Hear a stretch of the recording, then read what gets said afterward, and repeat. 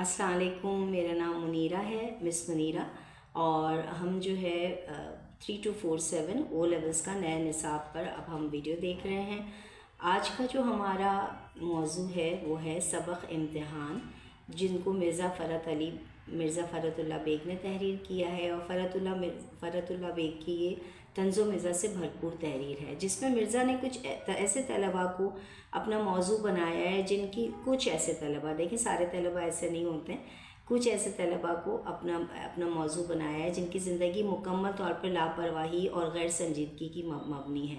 ان کی زندگی کا نہ کوئی مقصد ہے نہ کوئی منزل، ان کے غیر سنجیدہ پن کا یہ عالم ہے کہ وہ امتحان کی اصل روح سے بھی ناواقف ہیں۔ اچھا، ابھی میں آپ کو یہ بتاؤں کہ ہم امتحان کا تنقیدی جائزہ لے رہے ہیں۔ امتحان آپ پڑھ لیجئے گا پہلے، اور اگر آپ کو وہ نہیں سمجھ آئے گا تو جیسے میں دوسرے افسانے کرتی ہوں جس میں آپ کو لب لباب پورا بتاتی ہوں کہ افسانے میں یہ ہے، وہ بھی میں آپ کو بتاؤں گی ضرور، لیکن میں اب صرف آپ کو تنقیدی جائزہ اس کا پیش کر رہی ہوں، تاکہ یہ ہے کہ بچوں کو جو یہ طلباء مستقل مجھے میسیجز کر رہے تھے اور کچھ پیرنٹس بھی کر رہے تھے کہ آپ نے ابھی نئے نصاب سے حوالے سے ویڈیوز نہیں ڈالی ہیں، تو وہ اب میں ڈالنا شروع کر رہی ہوں۔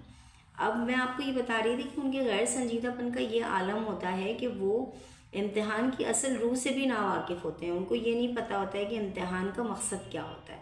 ایسے طالب علم وقت کی اہمیت سے بھی ناآشنا ہوتے ہیں، اور آگے جا کے ان کو زندگی میں بہت سے مسائل پیش آتے ہیں، وہ ایک الگ کہانی ہے، لیکن ابھی ہم جو ہے اسی کو لے کے چلیں گے جو کہ ہمارے نصاب کا حصہ ہے۔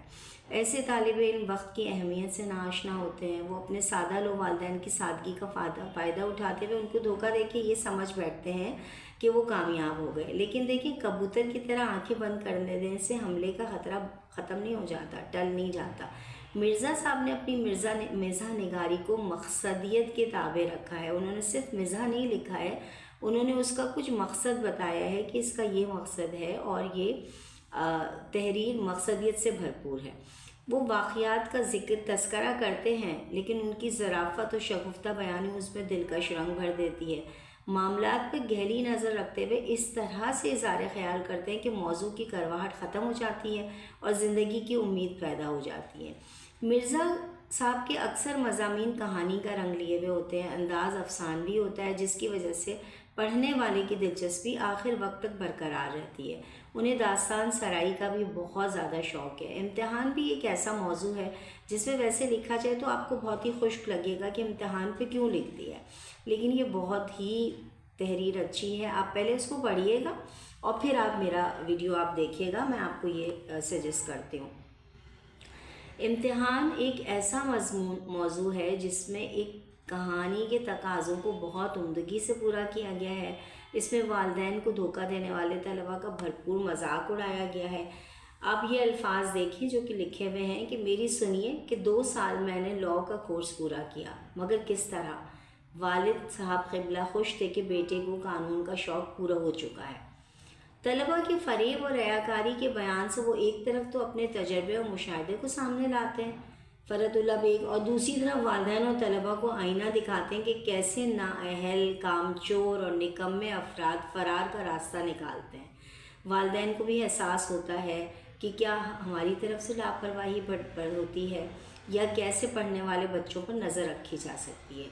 مرزا فرت اللہ بیگ اپنے مضمون نویسی اور مقصدیت کے تعلق کو خود بیان کرتے ہیں۔ وہ کہتے ہیں کہ میری کوشش ہوتی ہے کہ جو مضامین ہم نے اپنے بزرگوں کی زمانی ہم تک پہنچیں وہ تحریر کی صورت میں آ جائیں تاکہ فراموش نہ کیے جا سکیں، اور خوش مزاجی کے ساتھ ساتھ اصلاح معاشرت کا پرچار کیا جائے، یعنی کہ معاشرے کو سدھارا جائے۔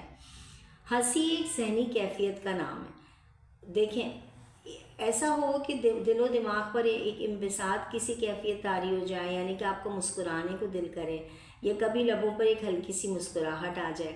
ایک آدھ بار قاری پھول کی طرح کھل کر ہنس بھی پڑے تو ایسا مضمون خوش مزاجی کا بہترین نمونہ ہوگا۔ امتحان میں بھی یہ خوبی موجود ہے۔ مثال کے طور پہ ایک جملہ ملاحظہ فرمائیے، ایک مکالمہ ہے جس میں وہ مصنف کہتے ہیں، مثال کے طور پر میں آپ کو بیان کر رہی ہوں، میں ایک ذات شریف ہوں، ایک بڑھیا اور بوڑھے کو دھوکہ دینا کیا بڑی بات ہے۔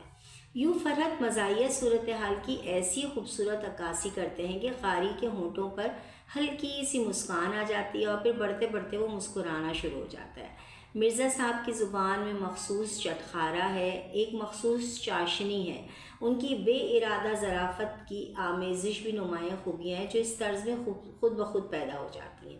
مثلاً وہ یاد نہیں کیا تھا لیکن 2 وجہ سے کامیابی کی امید تھی۔ اول تو امداد غیبی۔ اب امداد غیبی کس کو کہتے ہیں؟ کوئی ممتحن آپ کی مدد کر دے، کوئی آپ نے پرچہ لے لیا وہ آ جائے، کوئی پانی پلانے والا آ جائے۔ میں یہ او لیولز کے پیپرز کی بات نہیں کر رہی ہوں، میں یہ بورڈ کے پیپرز کی بات کر رہی ہوں۔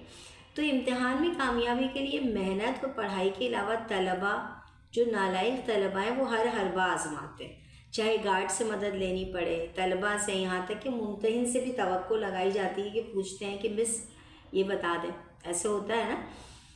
آدھے گھنٹے میں فارغ ہو جاتے ہیں پیپر دے کے، پھر والدین کو دکھانے کے لیے آخر تک بیٹھنا اور پھر سفارش کروانا۔ یہ سب پہلو فرحت اللہ بیگ نے نہایت دل پذیر انداز میں بیان کیے۔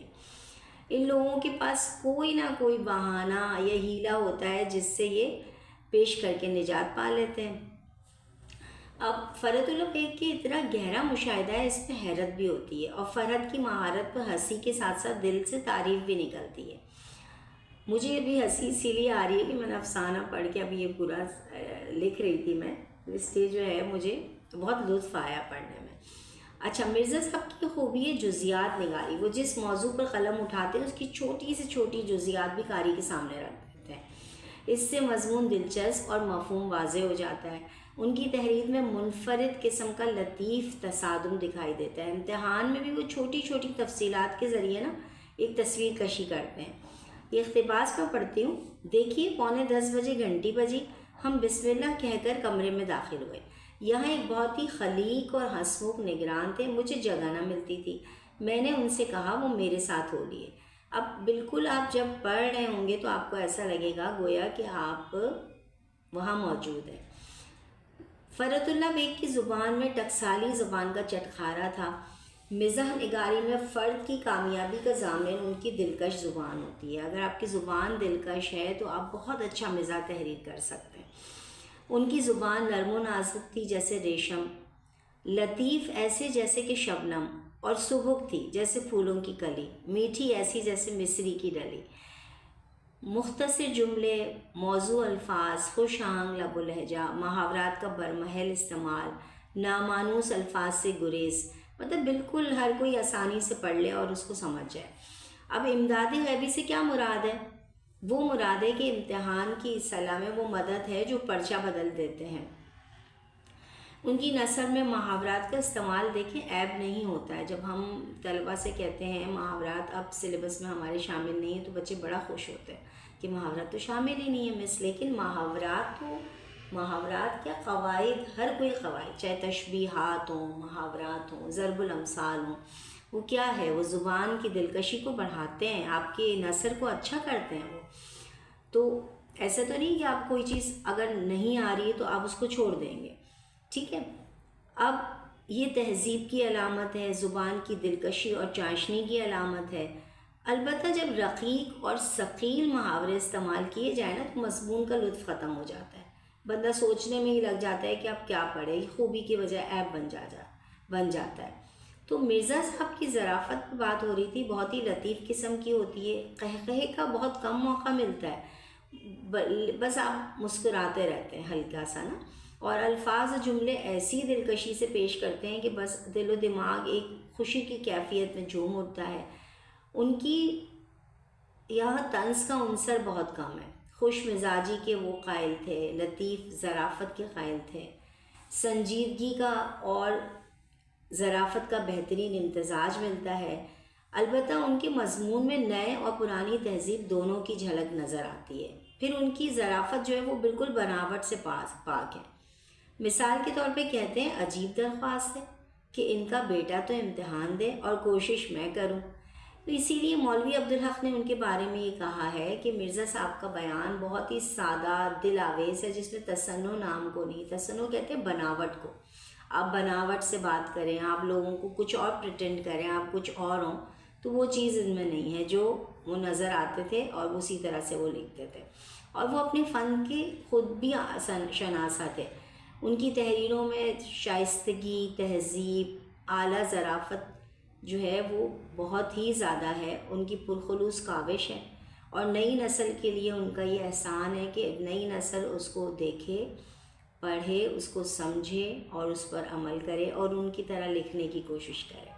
اپنا بہت خیال رکھیے گا۔ چینل اگر آپ نے سبسکرائب نہیں کیا تو ضرور کیجیے، اور اپنے جتنے دوست 2025 میں امتحان دے رہے ہیں ان کو بھی یہ شیئر کریں، تاکہ جو بھی اس کو پڑھنا چاہ رہا ہے وہ اس سے مستفید ہو۔ اللہ حافظ۔